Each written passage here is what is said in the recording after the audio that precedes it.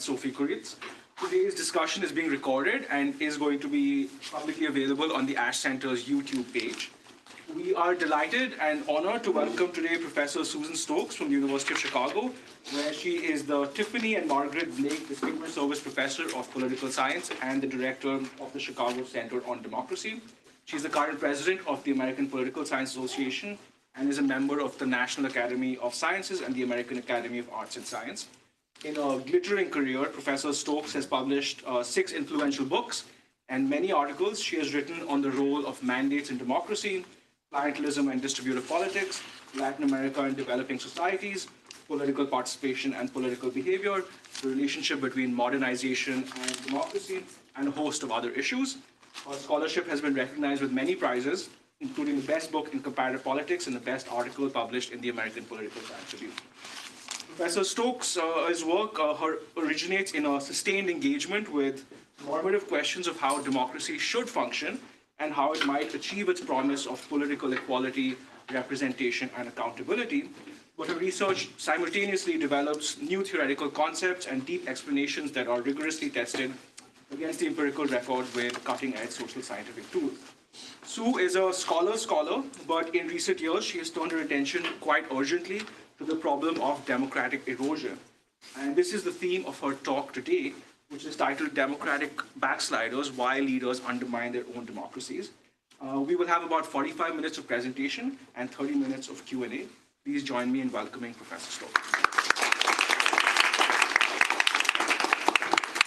Thank you so much, Gautam, for that lovely introduction. It's great to be here. We've been feeling very sorry for ourselves in Chicago because we've had the coldest, nasty winter on record for a long time. So I came here in part to, misery loves company, and I'm delighted to see that you still have huge piles of snow. That's the mean side of me. So, I'm going to be talking about democratic backsliding or democratic erosion, and I use those two terms interchangeably. I don't think I'm on my... and my talk draws on my book, which came out last September on the same topic. I'm going to be I'll be describing democratic erosion, democratic backsliding, and say something about sort of what it looks like on the ground, what it is that leaders do when they are eroding their democracies. I'll then probe causes of it, and strategies that backsliding leaders deploy to stay on top of public opinion while they undercut their own democratic institutions. I'll say some words then about how the erosion process can be stopped or slowed down as far as we know so far. And then I'm going to finish with some reflections about the implications of a more autocratic world for international relations, for war and peace among nations, which I'm guessing is a topic of interest at the moment. So researchers define democratic erosion as a specific kind of process of executive aggrandizement. Elected presidents or prime ministers undermine the independence of the courts. They attack the press and opposition parties. They undermine independent election administration bodies. And in my book, I try to explain why we're observing a wave of democratic erosion at this moment in history and why some democracies are more at risk of backsliding than others. I also, as I say, I offer some thoughts at the end of the book about strategies to fight back against autocratization. So democratic erosion has displaced the coup d'etat as the main source of instability for democracies. There's been a wave of erosion since the end of the 1990s. Presidents and prime ministers often flex their muscles and test the limits of executive power. That's sort of part of, sort of normal, if you will, democratic processes. So we need to have, we need to worry a lot about where to draw the line between those sort of garden variety flexing of muscles and democratic erosion, democratic backsliding of a deeper kind. And I won't say much about how in my own work I am drawing that distinction, but I will mention that our former Yale colleague, Melis Lebens, who now teaches at Central European University, has devised what I think is a very, very smart, and very kind of usable way of thinking about how to draw that line. She uses expert coding from the VIDA Varieties of Democracy project. She conceptualizes democratic backsliding as a decline, a sharp decline over a shortish period of time of both vertical and horizontal accountability. Vertical accountability of executives, meaning mostly the ability of voters to hold them to account in elections. And then horizontal accountability, the ability of co-equal branches of government and independent public bodies and the like to monitor and constrain executives. When both of those things, when there's a decline on both of those dimensions of a pretty steep kind over a short period of time, we call those instances of democratic erosion.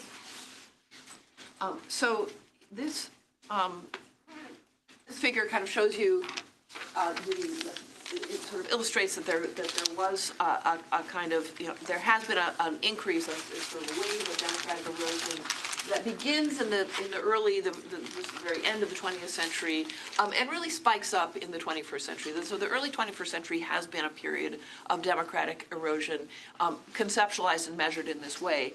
And in some sense, it's sort of displaced, or at least has become more frequent at the same time that coups have become less frequent. I don't want to draw any kind of causal connection between those two. That's a question that would be interesting to answer. But these black dots are instances of attempted coups, and the blue ones are instances of countries that have governments that come to power that will then experience democratic erosion. And so you can see that there's sort of a big uptick in the 21st century. On the y-axis? That's just the number of instances, yeah. Let me mention that democratic backsliding comes in two or the governments that undertake it come in kind of two ideological flavors. They can be right-wing ethno-nationalists, and they can be left populists. And I think a fair amount of the literature focuses more on the first than the second, but really to get a sense of the causes and the kind of underlying structural features of democracies that lead to processes of erosion, it's really important to consider the full set of cases, whether they're undertaken by sort of, what in a sense are left-wing or right-wing leaders. And in my book, I kind of lay out some sort of recent historical processes that have shifted party systems in such a way to open the door, especially to right-wing ethno-nationalist parties that then in some cases undermine their democracy, not always. And then the story of why you get left governments that do the same kind of thing is slightly different. But just to emphasize that those are really the two very different kinds of backsliding leaders. So, what do they do? What does it look like on the ground? So this is kind of a partial, not meant to be an exhaustive listing, but it gives you, I'm organizing here by target the kinds of strategies that backsliding leaders undertake. So they target the press, and they might induce self-censorship by the press. They might fully censor the press. They often bring about changes in the ownership structure of the press. So business, major economic interests who are friendly with the regime may buy previously independent press organs, press organizations, and channel them toward a more government-friendly kind of coverage. In extreme cases, there are extrajudicial executions of journalists, which governments may be behind or at least wink at. They also tend to go after the courts, so they change the composition of apex courts through court stacking or changing the terms of apex judges. Mexico has recently gone over to a system of elected judges all the way up through the Supreme Court, which in a system in which the elections are kind of tilted toward the ruling party means that you have a much more partisan judiciary. And then they sometimes just sideline the courts and defy their orders.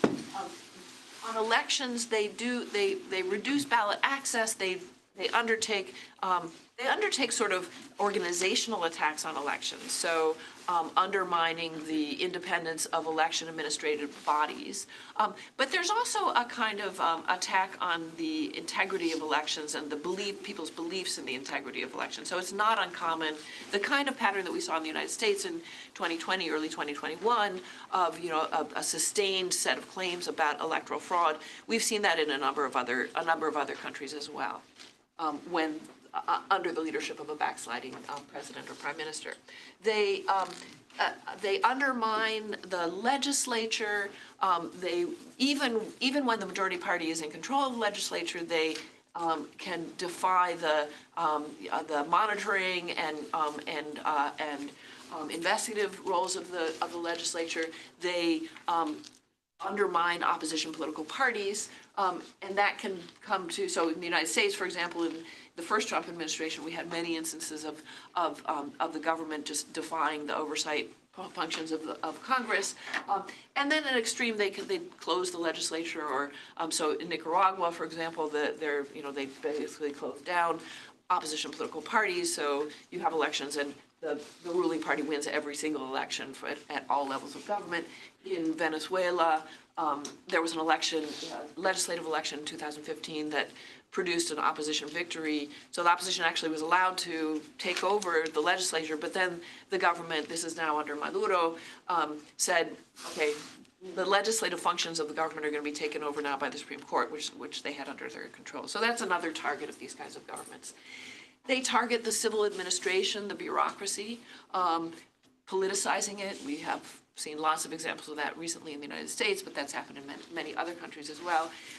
And then also subjected to harassment of various kinds. They weaken and defund other kinds of public bodies. Central banks can be frequently are targets, and they can disband them and staff them with loyalists and those kinds of things. They go after civil society organizations, imposing regulations, making it more difficult for them to operate, and sometimes closing them down in large numbers as well. By the way, another target are universities, and my capacity as president of APSA, I'm overseeing a presidential task force on universities in an era of democratic erosion. So I can tell you horror stories from all over the world about harassment and defunding and taking over the administration of, and so on and so forth, for universities. Okay, so that's sort of what they do. And here's a list which is actually in need of being updated, but this is as of 2022. This is the list of countries that experienced democratic erosion and the time period over which that happened using Melis Lebens's strategy, identification strategy. Where the line starts is where a government, so for example, where a government that would backslide democracy was elected. So for example, Bolivia in 2006, Evo Morales comes to office and would then subsequently undermine Bolivian democracy. Where the line ends may be an instance of a backsliding leader being voted out of office, for example, in the US, or it may be when the country just goes full authoritarian and therefore is no longer coded as a backsliding democracy. So that would be, for example, the case of Venezuela by about the time that Hugo Chavez died in 2013. Okay. Let me talk about the causes. Let me move to the question of causes of democratic backsliding. So one of the things that I did as part of this research goes back to an effort that I undertook with Eli Rao, who is another former Yale grad student who teaches at Tec de Monterrey, and we did a kind of old-fashioned cross-national statistical study. Just like, let's look at this stuff from 30,000 feet, blur out the particularities of cases, and code countries according to whether they experienced backsliding or didn't, and then look at the kind of, correlates of that people in comparative politics have been looking at for decades when it comes to sort of regime and regime dynamics. So we were interested in income per capita which perennially comes out as a kind of structural cause of democracy, state capacity, the age of democracies, and a number of other factors. And this is like barefoot empiricism, but I'll tell you that what jumped out, the effect that was powerful and robust, and we just couldn't get rid of it no matter how much we tried, was income inequality. So the higher the level of income inequality, and for that matter, wealth inequality of a country, the higher its probability of experiencing democratic erosion.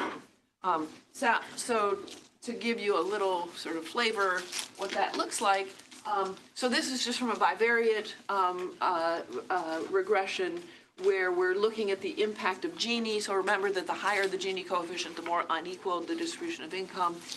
That's the horizontal axis. The vertical axis is the probability that a country would elect a backsliding leader. And there's a pretty sharp upward sloping and pretty well identified small uncertainty that would be an increasing function. So if you think about Scandinavian democracies where the post-fisc income, market inequality has gone up a lot in Scandinavian countries since the 1980s, but that's sort of corrected by public policy. So post-fisc Gini is quite low in these countries. The probability of backsliding is kind of under 5%. As you get up to the most unequal countries, so South Africa is the most unequal democracy. It's with the Gini index on the order of, I don't know what it is exactly, but so the high 50s. It had 165, I think. Okay. It had very unequal, and it had a probability of backsliding that gets up to 30%. And indeed, South Africa did experience democratic backsliding under the government of Jacob Zuma. So a lot of my book is an effort to develop the kind of causal connections between income inequality and democratic backsliding. And I don't really have time in the talk to kind of lay out those arguments in much detail. So I'll just sort of skim over them a little bit and kind of sort of point to them. And then I'm happy to answer any further questions you have about these things in Q&A. What is it about having a society that's very unequal that will tend to undermine, at some point will increase the probability of democracy being undermined?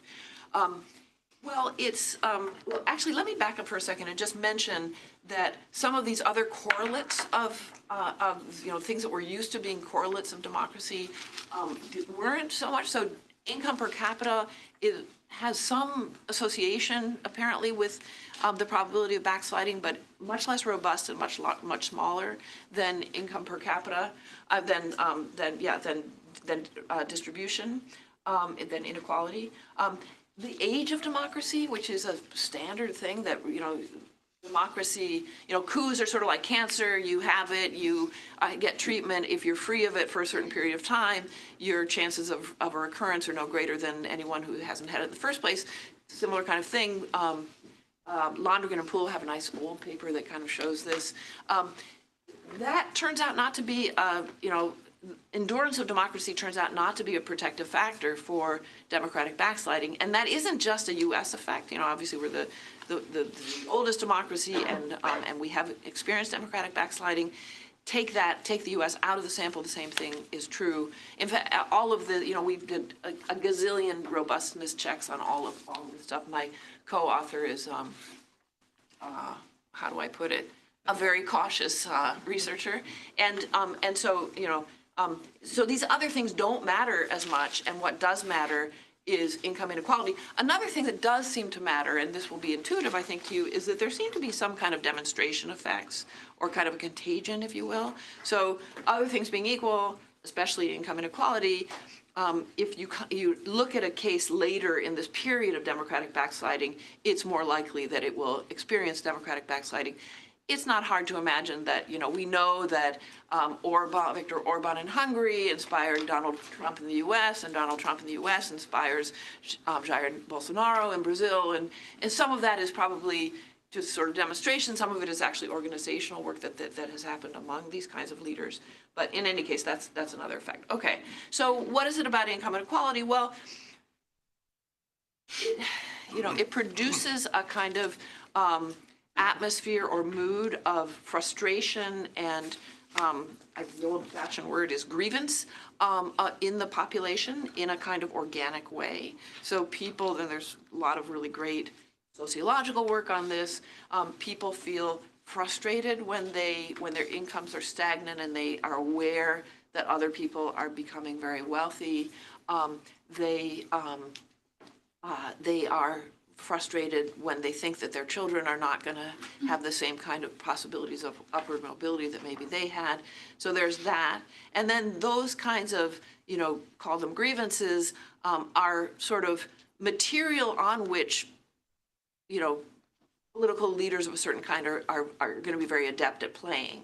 And so the right-wing ethno-nationalists typically will take that kind of sense of grievance and channel it toward an other who might be migrants, or it might be, depending on where you are in the world, it might be Muslims, it might be Christians, it might be insufficiently devout Muslims, it might be, if you're in Turkey, it might, if you're in Mexico under López Obrador, those bad people are the neoliberals, and so that sort of sense of loss and frustration can be channeled to a kind of politics of division and a sense of frustration, and another effect of income polarization is partisan polarization. There's some good research on this. So, it won't be surprising to you to hear that more polarized societies are more prone to not turn against backsliding leaders. The logic of it, and this is something that Milan Zvolik has done really excellent work on, the logic being people say to themselves, well, I might not like what he says about the press. I might not like, his threats against, the courts. But God forbid that the other guys come to power. Then, then the sky falls, and so I'm going to tolerate the kind of erosion of democracy because in a polarized environment, it's terrifying to me to have the other side come in. So this is just a sort of simple graphic that gives a little bit of evidence. This is again from Varieties of Democracy information, and it's just showing you that in countries where democratic erosion would not take place, that's at the bottom. The top of these are countries where this is sort of average levels of affective polarization, just basically how much do we hate each other kind of polarization. In countries where erosion would take place. And they start at sort of statistically the same level in 1995, and the polarization doesn't increase substantially among the non-eroding countries. It does substantially increase among the eroding countries.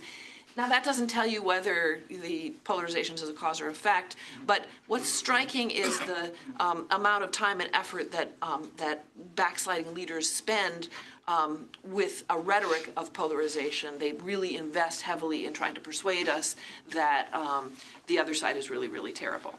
Okay. So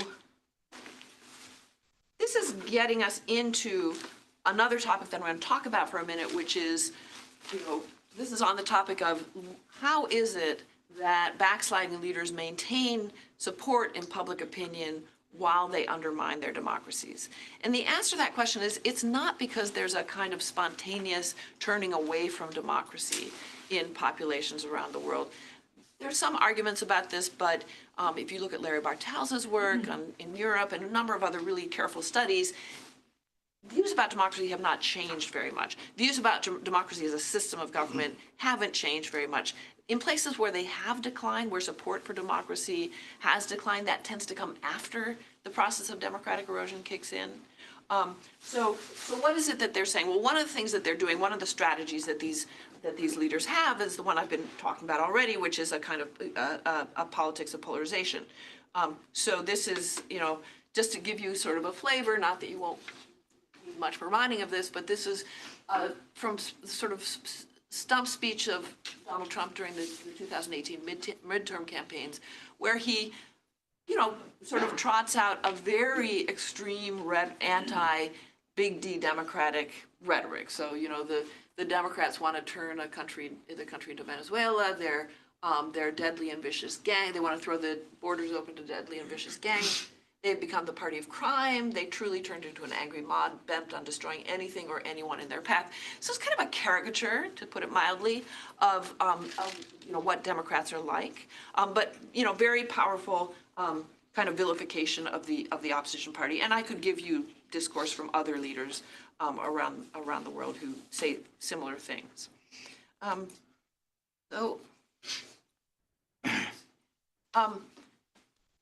problem with a polarizing discourse and a strategy of polarization is that, you think if you're a MAGA Republican and you hear the speech, you're going to be prone to believe it because you love the leader and want to believe him.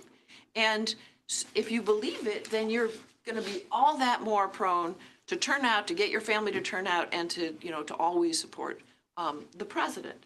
But if you are a Democrat, or you're sort of philo-Democrat, independent who isn't captivated by Trump, you might hear this and think, really? We're the party of crime? And or these guys in my neighborhood who I know are Democrats, they seem like pretty nice people. They don't seem like they want to turn us into Venezuela. And so there can be a backlash effect. So note that, just as a kind of footnote, the original Svolik models that lay out this connection between polarization and a loss of support, or a less than active support for democracy, those are full turnout models. They don't anticipate abstention. If we're in a world of abstention, then you might worry that the backlash to this kind of discourse could actually mobilize and make a difference in elections by bringing out people on the other side. So another strategy that these leaders have at their disposal is something that I call trash-talking democracy. In fact, the original title of my book was going to be Trash Talking Democracy, but my editor said that wasn't any good, so that's fine. So what I mean by trash talking democracy is not that they go around saying democracy is a bad system of government. For the most part, people don't say that. What they do is denigrate severely the quality and competence of particular democratic institutions, especially the ones that you'll remember from the slide with the playbook that they're going after. So just to give you a little, and the logic of this is, so polarization, the logic is, you want people to be thinking, well, I may not love what he's doing and saying, but it's, God forbid that the other side come to power. The logic here is, I may not like it that he's undermining our election body or, kind of clamping down on the independent press, but actually those institutions are pretty bad quality, and they're corrupt, and they're not doing what they're supposed to be doing, and therefore not much is lost if he cracks down on them. And in fact, he's saying he needs to reform these bodies, and so we need to kind of wipe the slate clean and start over with them. So just to give an example of this kind of trash-talking rhetoric, this is from former President López Obrador from Mexico, who's talking about the Mexican judiciary in these kinds of terms. So the sad reality is that the judiciary today is riddled with inefficiency and corruption, taken over by white-collar crime and organized crime. Judges and magistrates are often influenced by money and grant protection to criminals, and so on. We have one of the world's priciest judicial systems. This guy is a big cheapskate, and one of the things that he hates is spending money on anything in the public sector. So the logic is, let me just say, some of you may hear this and think, well, there probably is a lot of corruption in the Mexican judiciary. So we have pretty good research on this.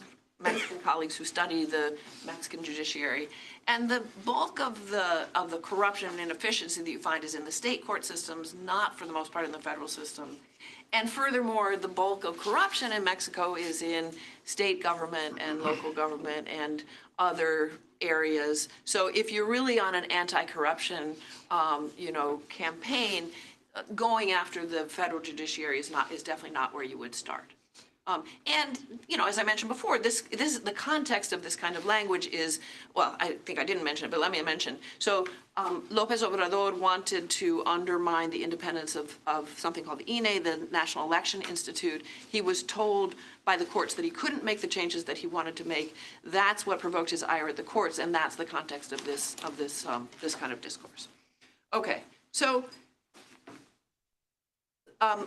My book offers some thoughts about the strategic context in which you would expect a leader to use polarizing rhetoric and when you would expect them to use this to trash talk democracy.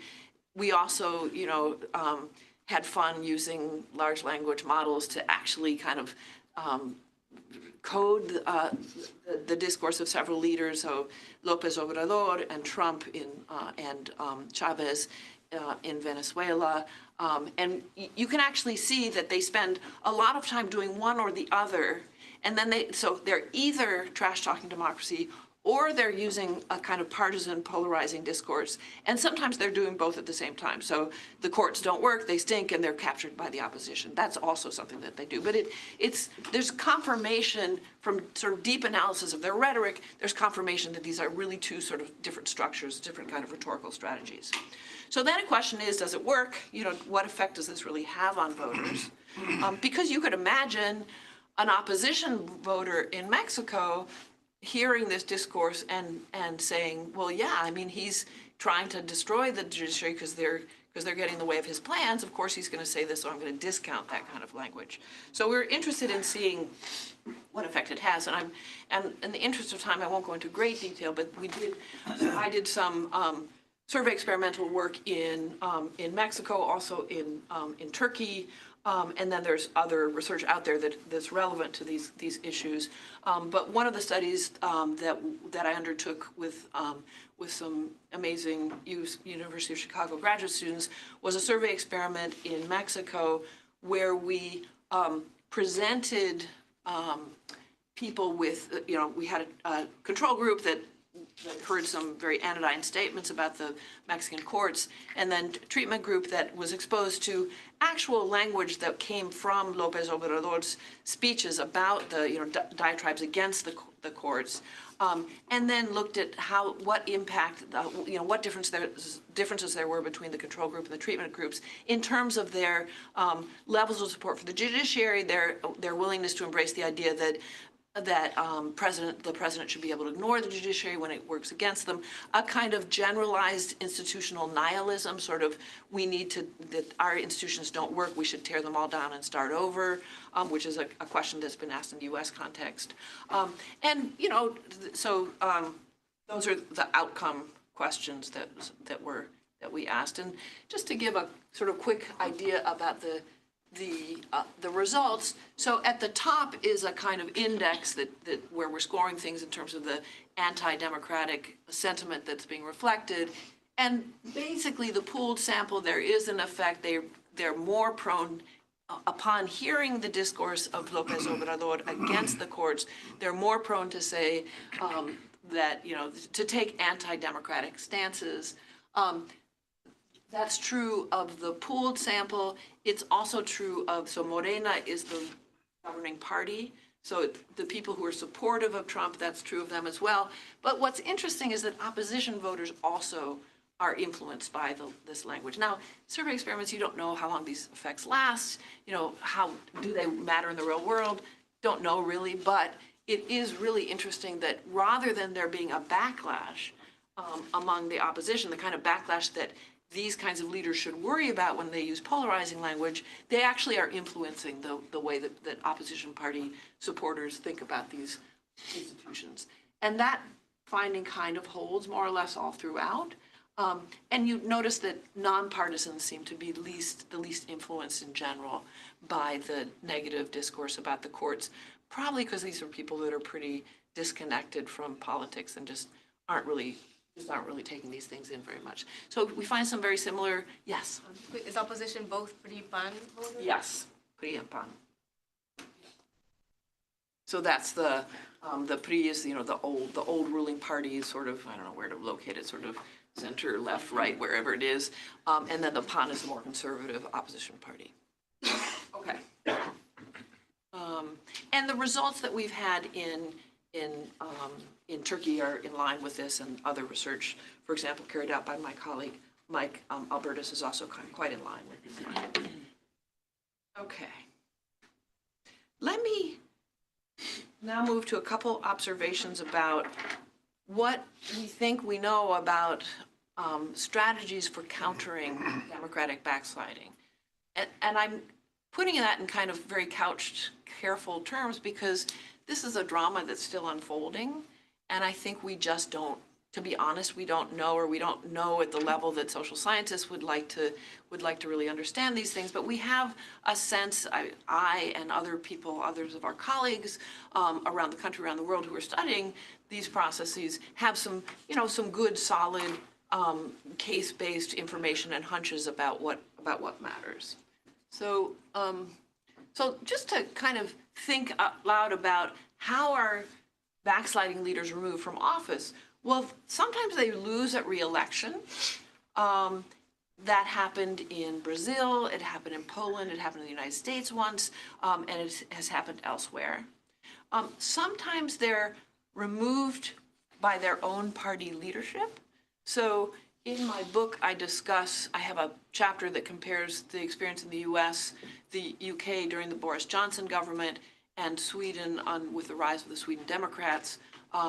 And I treat the UK under Johnson as a kind of near miss case. So it's not a case of backsliding, but it is a case of, Johnson prorogued or closed down the parliament in a manner that was later found to be unconstitutional, threatened the independence of some media outlets. They've clamped down, he and his successor, conservative PMs, clamped down on protests and so on. Johnson, as you know, was removed from office by the Conservative Party in 2022. The reason he was removed was that he was viewed as an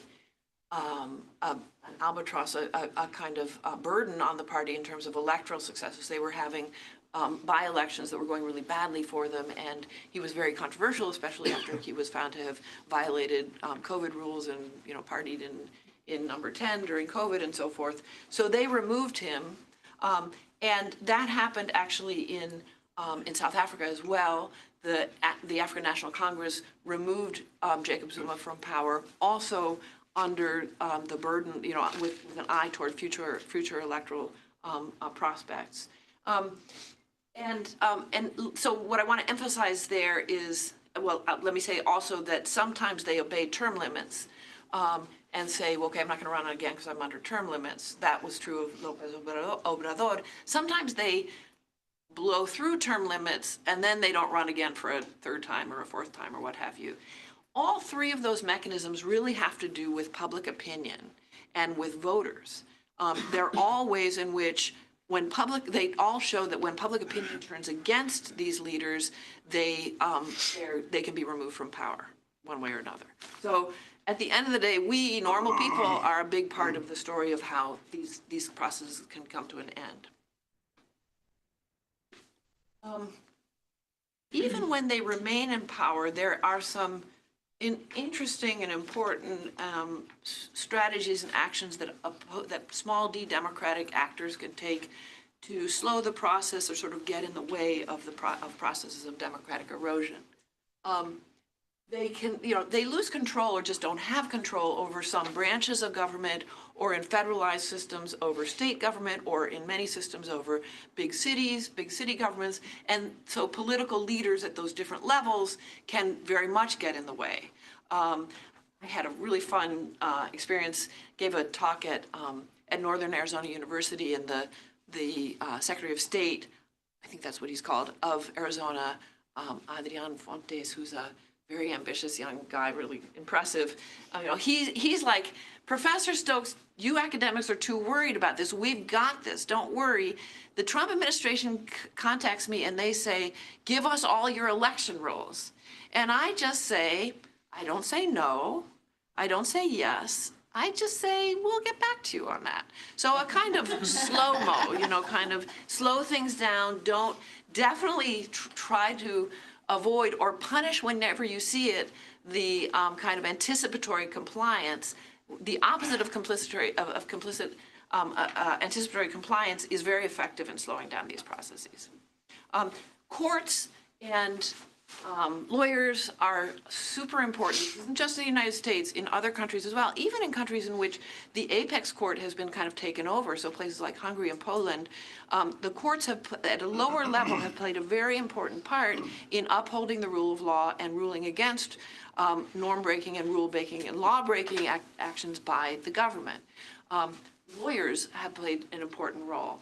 Notice that bar associations in the United States, and this is true elsewhere as well, have sanctioned their members who have violated professional ethics. That's important. So think Rudy Giuliani can't practice law any longer. That's important because those are private organizations, and that's beyond the reach of pardons and so forth.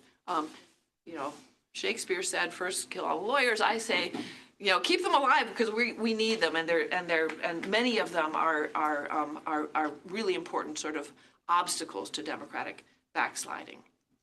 Okay.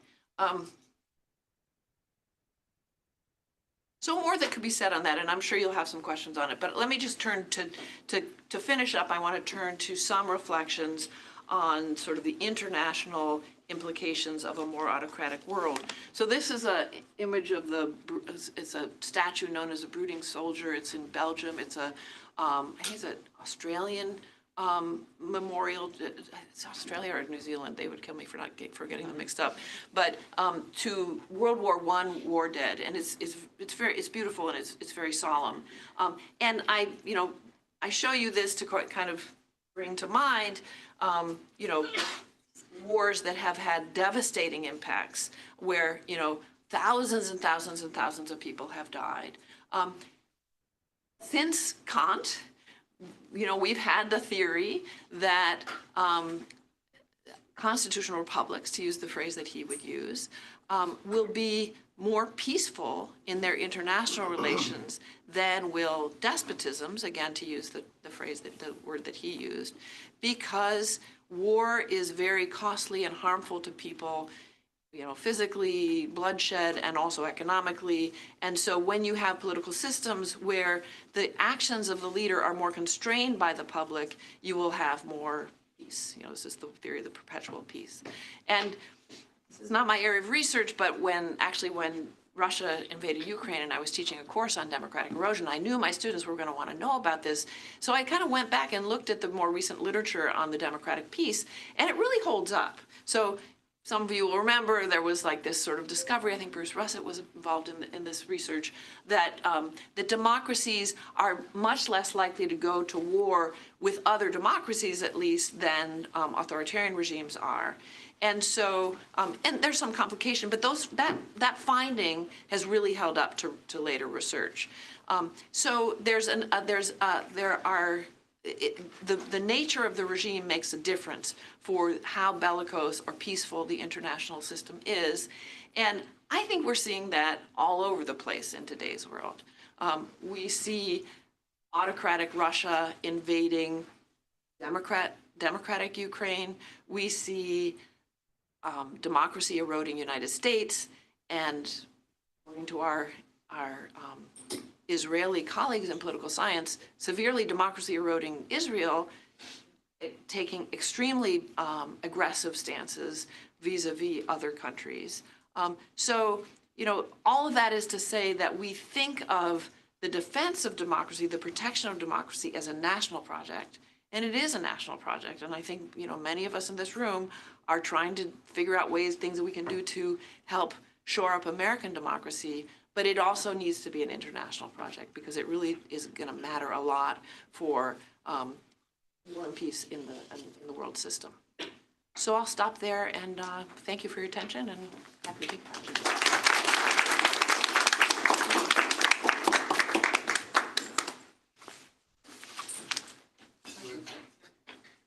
Yeah, thank you, first of all, for such a careful and rigorous examination of the thorny problem.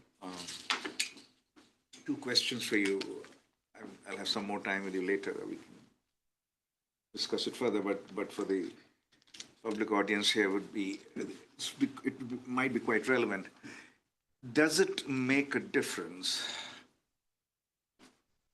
Does it make a difference that a democratic polity is multi-ethnic, multiracial, multi-religious, or not? To the problem you described, Viroshan. And second, an age-old political science issue, does it make a difference whether a democratic polity is presidential or parliamentary? The only piece that, the book that Adam Pravorsky has written after the rise of Trump notes clearly that the older understanding, statistically supported, that presidential democracies are more fallible, more vulnerable to in the earlier research, it was actually just not erosion, but complete fall, right? So how do you, is in your materials, these are variables that matter? I've just ordered the book, I haven't read. So are they, and should we be thinking about these variables at all while we think about the problem? Yeah, thank you, Ashley. Those are both great questions. So I'll start with the second one. Yeah, Eli Rao and I were, attentive to looking at factors that comparative politics and research had highlighted as important or potentially important in kind of regime dynamics before. So we were interested in party system size and in, the number of effective parties in a system, and also in parliamentary versus presidential system. I'll tell you that the parliamentary presidential took us down a long kind of side route toward getting a good coding system of these systems. You'd be surprised. If you don't, those of you who work in this area will not be surprised, but we were surprised how complicated that coding system is. But we think we got a good one. We got a lot of expert advice on that, and we didn't find an effect of parliamentary versus presidential parliamentary and so forth. We didn't find an effect. And indeed, you can point to a number of parliamentary systems that did experience democratic erosion, and certainly a lot of, and that's why I'm careful always to say presidents and prime ministers, because there are certainly instances of it. I don't know if we should find that surprising. The older finding that presidential systems are more prone to coups, it makes sense because minority presidents are prone to coups. And by definition, you can get, you almost by definition don't get minority prime ministers. So that made sense, but we didn't find, we weren't sure what we would find. We didn't have strong theoretical priors on that, but we did not find an effect, nor did we find an effect of party system size. On the kind of multiracialism or multi-ethnic, kind of as an objective fact about countries. I'm asking that, but you can always, in a multi-ethnic, multiracial society, politicians or political parties can begin to identify a particular race or a particular ethnic group as an enemy to the nation. Enemy. And right? And then the argument begins. Yeah. So what's interesting, agreed, 100% agreed, and that, that's kind of almost the definition of what a right-wing ethno-nationalist party is. What I'm struck by is how much that is more a matter of perceptions and public opinion shaped by rhetorical discourse of politicians as it is the actual sort of objective makeup of the population. So let me give you an example. So Sweden is a fairly homogeneous country, certainly compared to this country, or India or what have you, it experienced an increase in immigration that was partly public policy driven by social democratic parties in the early 2000s. And so now there's a substantial immigrant population, and Swedish-born people of Middle Eastern descent or what have you. But it's a very, so somebody like you or I visit Sweden and we think they all look like Swedes. And they're, religiously pretty homogeneous and so forth.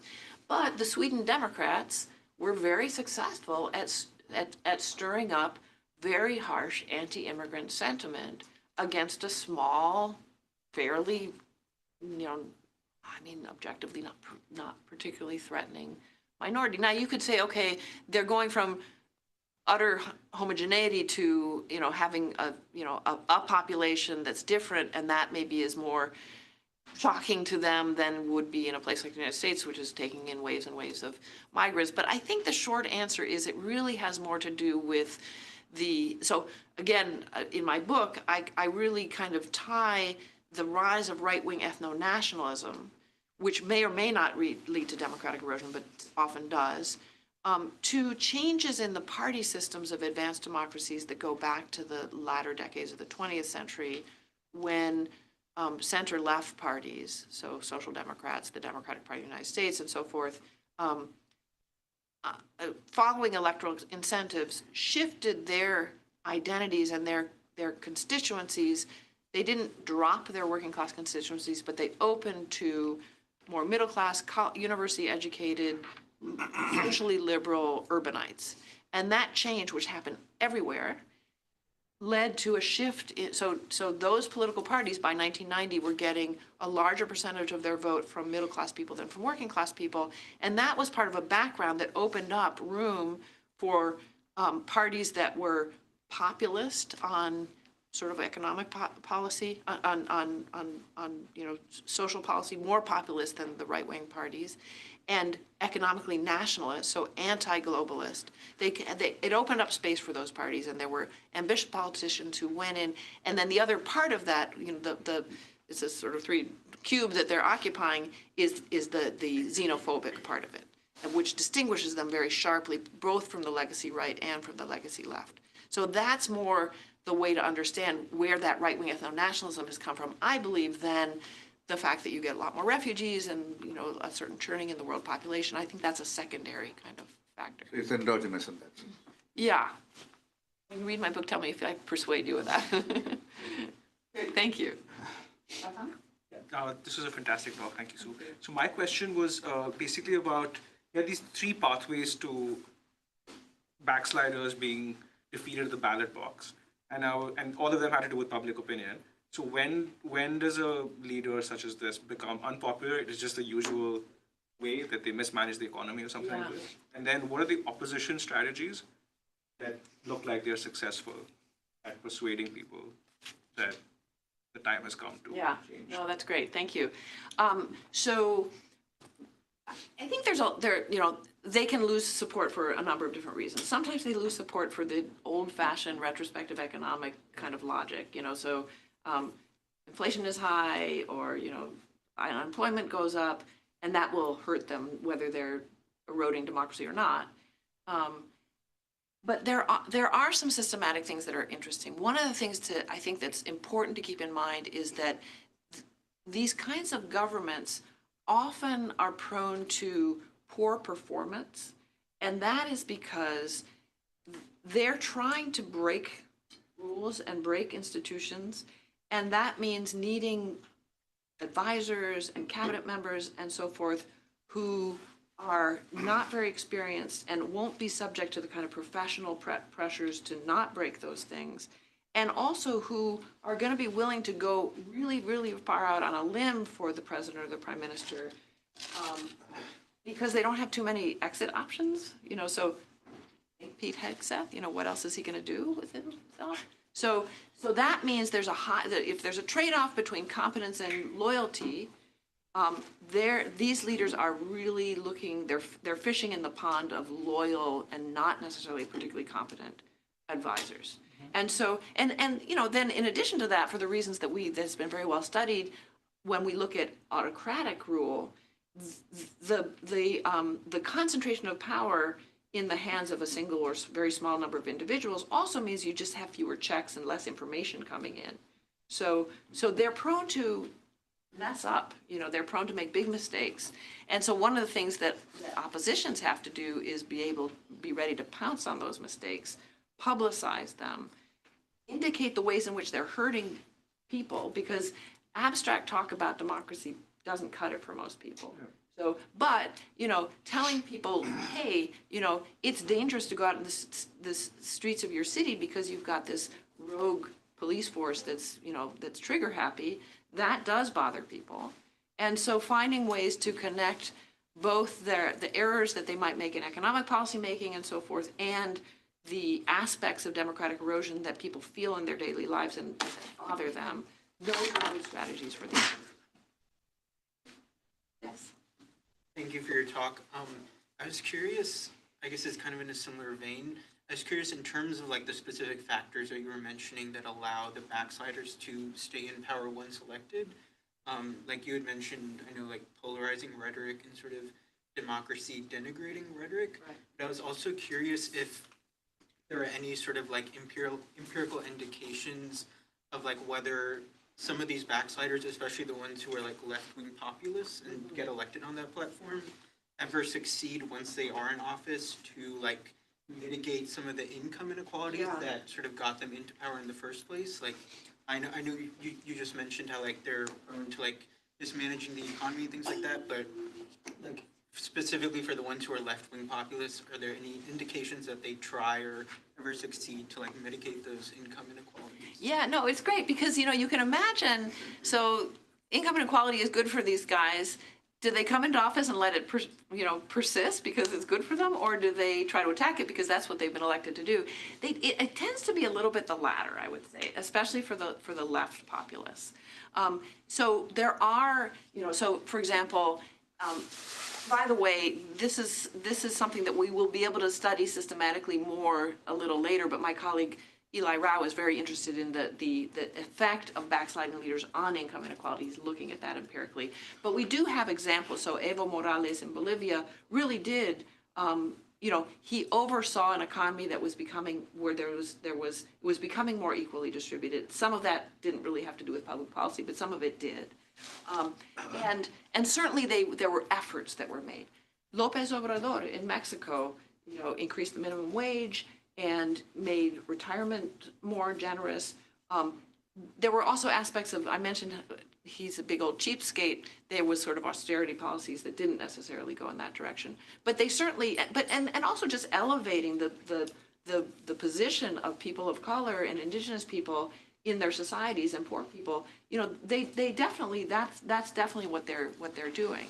And, even the right-wing ethno-nationalists, the research in Europe suggests that on sort of the size of the state, tax level, generosity of social spending, the right-wing ethno-nationalists locate themselves in between the, austere legacy right and the more generous spending legacy left. So they are more populist in a sense than the legacy right is. And you can see cases, in India, whatever you think of Narendra Modi, there has been some very serious sort of spending policy, and some of it actually good universal public policy in attempting to improve the living conditions of the poor. Now, so somebody like López Obrador, it's contradictory, right? Because he does these things that are good for poor people, but we were talking about this last night. There's a conditional cash transfer program, very big one. That Mexico is one of the two countries that really originated these programs, where they worked the previous administrations had worked very hard to depoliticize them, to not make it so that people would think, oh, I need to keep with the conditions, like keep my kids in school to get the payments, because otherwise I'll be punished, my vote is expected in return. López Obrador killed that program, which was an excellent program, and started a new program which he placed under the office of the presidency. So going back to a much more clientelistic and sort of politicized kind of program. So it's a complicated story, but I do think they have incentives to improve income distribution, especially the left. So, do you have a measure of, two questions, do you have a measure of corruption? And you mentioned, this is really more a comment than I'd like to have your response. You said democracies haven't changed very much, but what they're trying to do has changed. In other words, we've become so much more interdependent. We need much more government regulation. So, for example, a relatively corrupt electoral system, vote early and often. I mean, it's a joke in the United States that, of course, elections are corrupt. I mean, of course, you vote twice in Chicago. Of course, Johnson stuffs the ballot boxes in Texas. But that's okay if government's not doing too much. When government reaches into everybody's life, when it has to, because we're so much more interdependent, then the old democracies, which were kind of creaky machines, don't work so well just in themselves. So you're likely to see, I think, I would like to have your reaction to this, I think you're likely to see also the denigration of democracy or democratic institutions becomes much easier. Yeah. And corruption is really critical in this. So that's why I was wondering if you So had starting with the corruption, yeah, I mean, there are international indices of corruption that, that measure it across countries, and they're not perfect, but they're probably pretty good. And we did include those measures in our cross-national statistics and didn't find an effect of that. Yeah, I mean, what I'm struck by, Jenny, is I think what you say is correct. What I was struck by in my research was the loss of confidence in institutions, not just governmental institutions, but all different kinds of institutions. So Henry Brady has some really great research on this. So he and his co-author track a 50-year decline, steady decline in Americans' confidence in banks, the military, higher ed, political parties, Congress, churches, across the board. And also the morality of the people around them. Pew just came out with something showing that the U.S. is among the countries most feeling that the people around them are not moral. Oh, that's The interesting. rest of the people. It's So a it's not just the institutions. Right. It's the whole social fabric. Yeah. Yeah, no, I remember talking about this research and this idea of a kind of, intense skepticism about elite institutions with a graduate student of ours from Russia, and she said, that's our culture. That's, this intense skepticism and cynicism about everything is baked into Russian culture and is very helpful to a regime like the Putin regime because,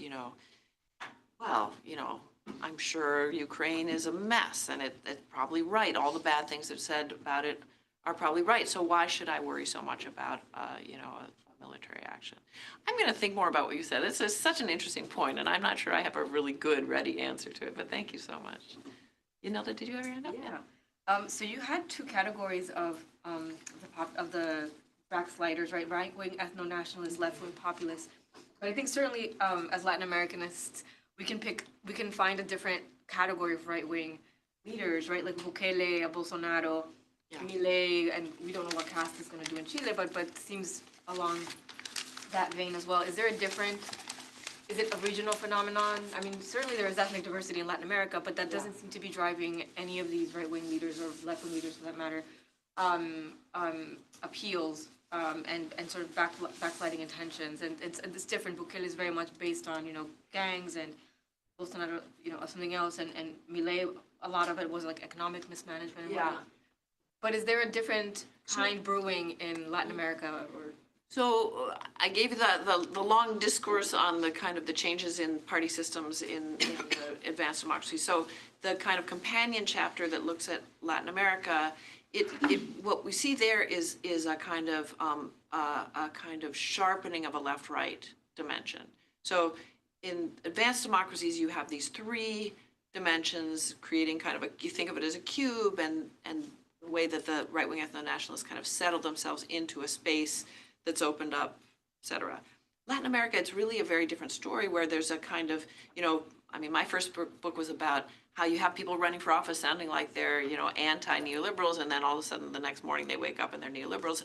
That's kind of gone away, and we have a kind of clarification of left-right. And I don't mean that it's all about economic policy. It's just that in the different policy dimensions that matter in public opinion, the parties line up in a predictable way across. So parties that take a small state, deregulation, et cetera, position on economic policy also take mano dura, hardline position on security.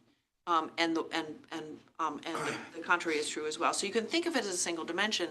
And I think what you're pointing to are the right-wing people who come to power who are also very, talking a very, very strong language on security. So that's Bukele. When they try a kind of anti-immigrant discourse, it falls flat. It's interesting, so Milei, during the campaign in Argentina, when he ran in Argentina, he tried this sort of anti-immigrant discourse, and Argentines kind of shrugged. I mean, for one thing, they're all immigrants. I mean, it's a really very, very, kind of, the history of Argentina is history of immigration, and they also send people, they also emigrate, times get tough and they dust off their Italian passports and take off. There's something kind of similar I remember visiting Ireland in around 2011, and there was so much kind of tolerance for Eastern European migrants to Ireland, and people attribute it to the same thing. I mean, Ireland has sent so many people out into the world, so that discourse just didn't take off. Bolsonaro says really awful things about indigenous Brazilians, and he closed down the office that was protective of indigenous rights. So he's kind of, there's that, but it's not the dominant thing. It's really, it's about a partisan cleavage between PT and anti-PT, and there's a kind of economic dimension to that as well.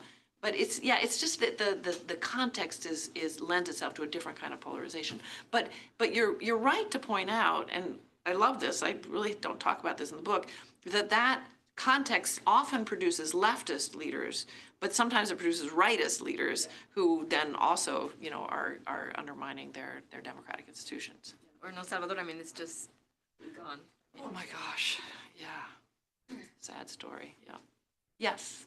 You want to take two at a time, Suna? Oh, yes, let's do that. I'm sorry, I'm being too long-winded in my responses. Yeah, so you and then, yeah, Thank thanks. you so much for this. It was really eye-opening. I wanted to go back to your point about this sort of backlash. Yes. And I'm thinking specifically about democracies that have been around several decades as part of the third wave, but in two-party systems where, essentially maybe the electorate is not entirely on one side or the other. You actually have quite a bit in the middle. Right. So what sort of dilemma, whether you're in sort of the predominant right wing of populism side or the left, but right now I'm thinking on the right more. What, as an opposition, what sort of dilemma does the party confront, and what can they do about it, given this sort of split electorate, even though the affective polarization is so severe?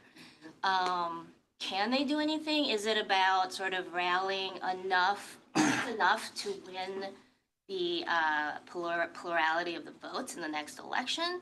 Or is it more about policy responses in a way that is going to capture the people that are, not getting the housing or income raise or job? I mean, both things are important, but I would say the latter is really, really important. I think that what our research has revealed is, personally, I think there are all kinds of reasons that we would like to have relatively equal income distribution, or not have, large pockets of people in your society who can't get what they need and so forth. I think there are moral reasons for that. There are economic reasons you might want that. What we're seeing is that there are really important political reasons for it. So you're investing in the resilience of your democracy when you have greater income equality. But I take your question also to be, so what do you do about, what's the strategy vis-a-vis people who aren't part of this kind of polarized divide, who maybe are not connected, like these people that we saw in the Mexican samples, who they're not really responding that much to these kinds of discourses, and they're just not so plugged into politics. So that's where, I think we got a very big reminder in the United States in 2024 about how important good economic management, and at least looking like you're working really hard to protect people from economic harm at the very least. You can win and lose elections no matter what's going on with democratic institutions on large numbers of people who really are paying attention to their household budgets.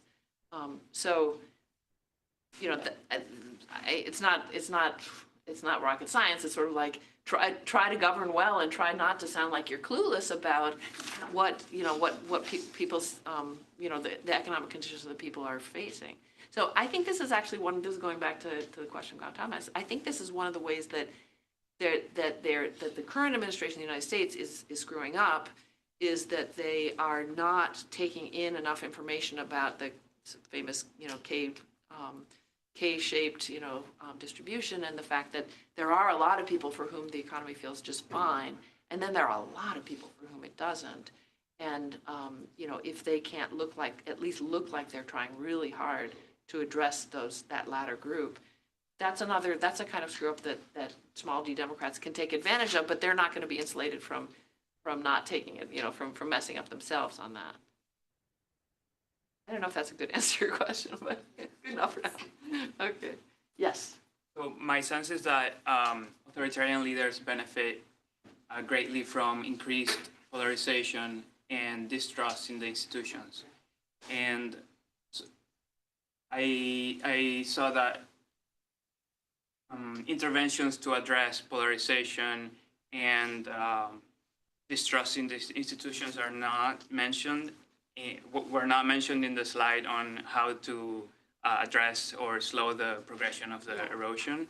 And my question is, where would you rank those types of interventions? Like, for example, I know there are new solutions to address polarization, like Polis, which is a platform that creates, it has a consensus building algorithm to discover places of agreement on highly polarized groups. Yeah. So where would you rank those types of solutions? Yeah, well, I think they're important, and actually in my book I do discuss research that gives us some good ideas about depolarizing techniques and confidence building techniques in institutions. And there is really good, especially on the former. There's a lot of research on the former.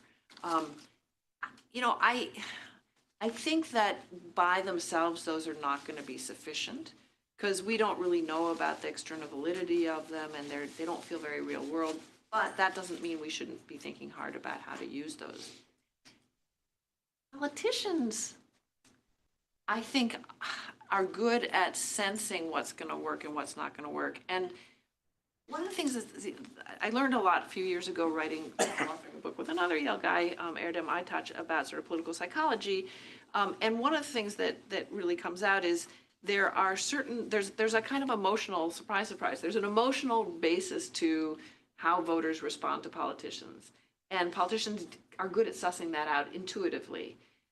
So psychologists talk about approach emotions and withdrawal emotions.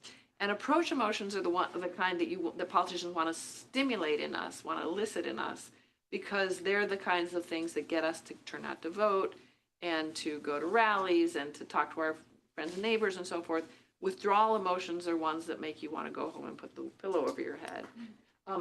So approach emotions include anger and moral outrage, and that's a big part of what these right-wing ethno-nationalists are about, and the left populists, although the targets are different. But other approach emotions include optimism and enthusiasm. And so think about some of the great politicians in our lifetime in the United States, Ronald Reagan, Barack Obama. These are people who, somebody told me the other day, John F. Kennedy, these are people who knew how to turn optimism and confidence into political support. And I think that you do see somewhat the pendulum moving back to those kinds of versions of approach, of stimulating approach emotions. There's no reason that you wouldn't see that reappearing, especially when there are a lot of people who are kind of sick of the, you know, the sort of the negativity and so forth. Yeah. Fantastic. Okay, I think we're out of time. Sue, that was fantastic. Thank you so much. You.